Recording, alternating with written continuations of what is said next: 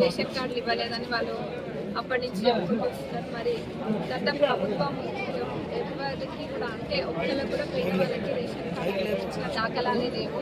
మరి ఇప్పుడు మన ప్రభుత్వంలో ఆ రోజు మాట ఇచ్చిన విధంగా రేషన్ కార్డ్స్ ఇస్తున్నాం. అది కూడా స్మార్ట్ రేషన్ కార్డ్ అంటే మన ఏటీఎం కార్డ్స్ అట్లాంటివి పెట్టుకుంటే అర్థం. ఎందుకంటే గతంలో ఉన్న రేషన్ కార్డులు అవి పేపర్ ఇప్పుడు ఏవి కూడా మళ్ళీ అంటే డూప్లికేట్ రేషన్ కార్డ్స్ అనేది చేయకుండా ఇప్పుడు స్మార్ట్ రేషన్ కార్డ్స్ చేయడం జరుగుతుంది.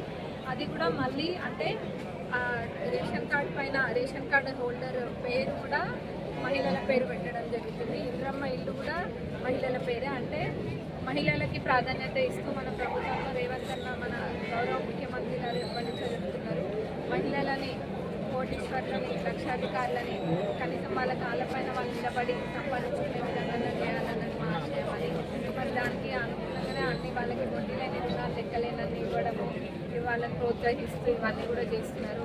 క్యాంటీన్స్ అని చెప్పి, టీ స్టాల్స్ అని చెప్పి, స్మాల్ స్కేల్ బిజినెస్కి లోన్స్ కూడా. మరి ఇప్పుడు కూడా క్లియర్గా ఒకటే ఏంటంటే ఈ రేషన్ కార్డ్స్ అయినా ఇందిరమ్మ ఇల్లు ఇవన్నీ కూడా వస్తూ ఉన్నాయి. దీంతో పాటుగా మన తొర్రూరు మండలంలో కూడా మనకి ఆల్రెడీ ఇప్పుడు ఈ మినీ ట్యాంక్ బండ్ ఏదైతే ఉందో దాన్ని కూడా 5 కోట్ల అదనంగా కేటాయించినాము. 100 పడకల ఆసుపత్రి పనులు కూడా ప్రారంభమవుతున్నాయి. కొంతమంది ఉంటగానే పాపం వాళ్ళకి అంటే ఏం చెప్పాలో అర్థం కాక పాలకుర్తి నియోజకవర్గంలో ఎమ్మెల్యే ఎక్కడుంది కనిపించదు అని అంటారు. కొంతమంది ఏమో ఇక్కడ అభివృద్ధి ఏం జరుగుతుంది అని అంటారు. ఏం అభివృద్ధి జరుగుతుందో అన్నది నేను కూడా ఇక్కడ ప్రెస్ మిత్రులు అందరూ ఉన్నారు, మీకు కూడా కనిపిస్తుంది అభివృద్ధి అనేది. మరి ఏదో ఉంది కదా అని చెప్పి ఒక గుడ్డ కలిసి మీరేద్దామన్న పద్ధతి బాగాలేదు. మీ స్కూల్లో మీకు అదే నేర్పించిండ్రు మాకు తెలుసు. కాకపోతే అవన్నీ కూడా ఇక్కడ ఇంప్లిమెంట్ చేయకండి. ప్రజల్లో అనునిత్యం ప్రజల మధ్యలోనే ఉంటూ మేము చేస్తున్నాము. దాన్ని నేననే అంటలేను, మా ప్రభుత్వంలో గౌరవ ముఖ్యమంత్రి గారి నుంచి మొదలు పెడితే కింద స్థాయి దాకా అందరూ కూడా ఎప్పుడు ప్రజలకు అందుబాటులో ఉంటూ ప్రజా సమస్యలు తెలుసుకుంటూ వాటి పరిష్కారం కోసం పనిచేస్తున్నాము. అనవసరంగా అవాకులు చవాకులు వేయలేదు. ఇంకోటి మన ఏదో ఆర్టీటీవీలో ఏదో మరి అనవసరంగా డబ్బులు ఇచ్చి మరి కొంతమందితోటి కొన్ని మాటలు మాట్లాడిస్తున్నారు.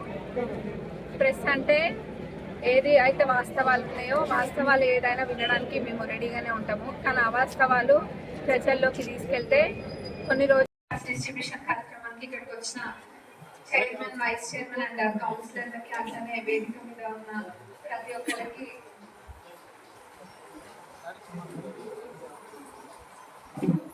విజిలెన్స్ కమిటీ సభ్యురాలకి మరి ఎంఆర్ఓ గారికి, ఎంపీడీఓ గారికి, ఆఫీషియల్స్ అందరికీ ఇంక్లూడింగ్ కమిషనర్ గారికి, అట్లనే ఇక్కడికి వచ్చిన సర్పంచ్లందరికీ, ప్రింట్ అండ్ ఎలక్ట్రానిక్ మీడియా సోదరులకు కూడా అందరికీ పేరు పేరున నమస్కారాలు. మరి అందరు ఎప్పటి నుంచి ఎదురు చూస్తున్నారు రేషన్ కార్డులు ఎప్పుడు వస్తాయి అని చెప్పి. ఎమ్మెల్యే ఎలక్షన్స్ అప్పటి నుంచి కూడా అందరూ అడుగుతూ ఉన్నారు. ఎందుకంటే గత ప్రభుత్వంలో 10 సంవత్సరాలలో కూడా ఎవరికి ఏ ఒక్కరికి కూడా రేషన్ కార్డు ఇవ్వలేదు, ఏదో బై ఎలక్షన్లు వచ్చిన దగ్గర తప్ప. మరి అట్లాంటిది ఈ రోజు మీ అందరు ఇప్పుడు రేషన్ కార్డులు ఇవ్వడమే ప్రభుత్వ లక్ష్యంగా పెట్టుకొని ఈ రోజు ఇస్తున్నాము. మరి ఈ రేషన్ కార్డులు కూడా స్మార్ట్ రేషన్ కార్డ్స్ ఏంటంటే ఆ పెద్ద ఇంతకుముందు కాగితంలా ఉండే రేషన్ కార్డులు మళ్ళా ఇప్పుడు డూప్లికేట్ రేషన్ కార్డులు తీయడం అట్లాంటివి ఏవి కూడా అట్లాంటి వాటికి అవకాశం లేకుండా స్మార్ట్ రేషన్ కార్డ్స్ మన ఏటీఎం కార్డ్స్ ఎట్లయితే ఉంటాయో ఆ విధంగా అవి ఇస్తున్నాము. మరి ఈ స్మార్ట్ రేషన్ కార్డ్స్ ఇస్తున్నందుకు మన గౌరవ ముఖ్యమంత్రి గారికి, irrigation and civil supplies minister గారికి మన నియోజకవర్గం నుంచి ప్రత్యేక ధన్యవాదాలు తెలియజేస్తున్నాం. మన ప్రజా ప్రభుత్వం ఏర్పడినప్పటి నుంచి కూడా అన్ని పథకాలని ఒక్కొక్కటిగా అమలు చేసుకుంటూ ముందుకెళ్తున్నాం. అంటే ఈ రాష్ట్రం అప్పుల ఊవిలో ఉన్నా కానీ అవన్నీ దాటుకొని వేరే వాళ్ళు ఎవరైతే వేరే పార్టీల వాళ్ళు మేము ఈ రాష్ట్రాన్ని అప్పుల ఊవిలో ఉంచిన తర్వాత కూడా వీళ్ళు ఇంకా ఎట్లా చేయగలుగుతున్నారు అన్న విధంగా చేసుకుంటూ పోతున్నాం మనము. మరి సన్న బియ్యం వస్తే ఈ రోజు అందరూ కూడా ఇళ్లలో తృప్తిగా సన్న బియ్యం వండుకొని తింటున్నారు. ఇళ్లలో కరెంటు బిల్లు కట్టే పని తప్పింది. చాలా మంది ఏంటంటే ఒకప్పుడు అందరూ అని అంటలేను, కొంతమంది కరెంటు బిల్లు కూడా కట్టలేని పరిస్థితులలో కరెంటు కట్ అయ్యి పిల్లలు చదువుకోవడానికి కూడా ఇబ్బంది పడ్డ సందర్భాలు ఎన్నో ఉంటుండొచ్చు. అవన్నీ కూడా ఈ రోజు లేకుండా కరెంటు బిల్లు కూడా మన ప్రభుత్వం ఉచిత విద్యుత్ ఇవ్వడం జరుగుతుంది. మరి ఇంద్రమ్మ ఇల్లు అయితే మీ అందరికీ తెలుసు. ఇంద్రమ్మ ఇల్లు అనేది గతంలో వాళ్ళు కనుక ఒకటి చూపించి 100 మందికి 1000 మందికి ఎరేసినట్టు కాకుండా ఒకటో విడత ఆల్రెడీ వచ్చినాయి. ఒకటో విడత మొత్తం పూర్తి స్థాయిలో కట్టుకోక ముందే అప్పుడే రెండో విడత కూడా వచ్చినాయి. మరి వేరే అన్ని కూడా పథకాలు అన్ని కూడా ఒకదాని తర్వాత ఒకటి వస్తున్నాయి. త్వరలో పెన్షన్స్ కూడా వస్తాయి.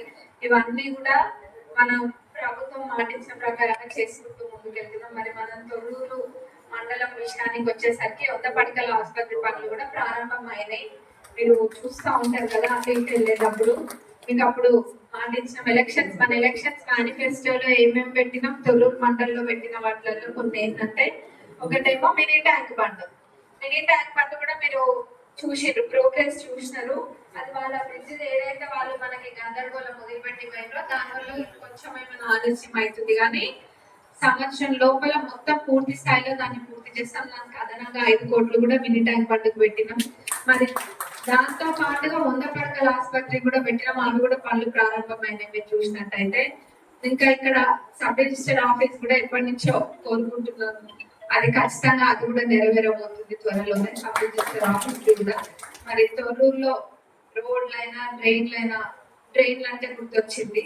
అక్కడ దాకా వర్షాకాలంలో ప్రతిసారి కూడా ఇబ్బంది జరుగుతుంది. అది కూడా ట్రైన్ పనులు కూడా తొందరలోనే పూర్తి చేపిస్తాం. మరి ఇదే కాకుండా ఇంకేమున్నా కానీ అన్ని ఒకదాని తర్వాత ఒకటి పూర్తి చేసుకుంటూ వస్తాం. ముఖ్యంగా టౌన్ లో ఉన్న సమస్య 9.5 కోట్లది ఏదైతే కాంట్రాక్టర్ ఇబ్బంది పెడుతున్నాడో కంకర్ వదిలేసిన రోడ్లు ఉన్నాయి, అవి కూడా కొలిక్కి వస్తుంది.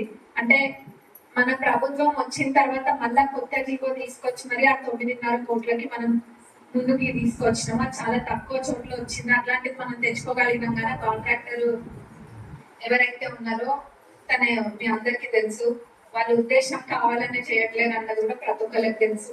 అట్లా లేకుండా మనకు అవన్నీ కూడా అంటే ఆ ప్రాబ్లమ్ సాల్వ్ చేసి ఎటుబడి మనకు పని కావాలి, అది అయ్యే విధంగా త్వరలోనే ఆ పనులు కూడా అయితే మరి మిగతా కూడా ఏమైనా ఉంటే మనము ప్రపోజల్స్ పెట్టుకొని ఖచ్చితంగా చేస్తాను. మీ అందరు కూడా మాటిస్తూ సెలవు తీసుకుంటే ఇప్పుడు స్మార్ట్ రేషన్ కార్డ్స్ ఎవరికైతే పిలుస్తారో వాళ్ళు వచ్చి తీసుకుంటారు.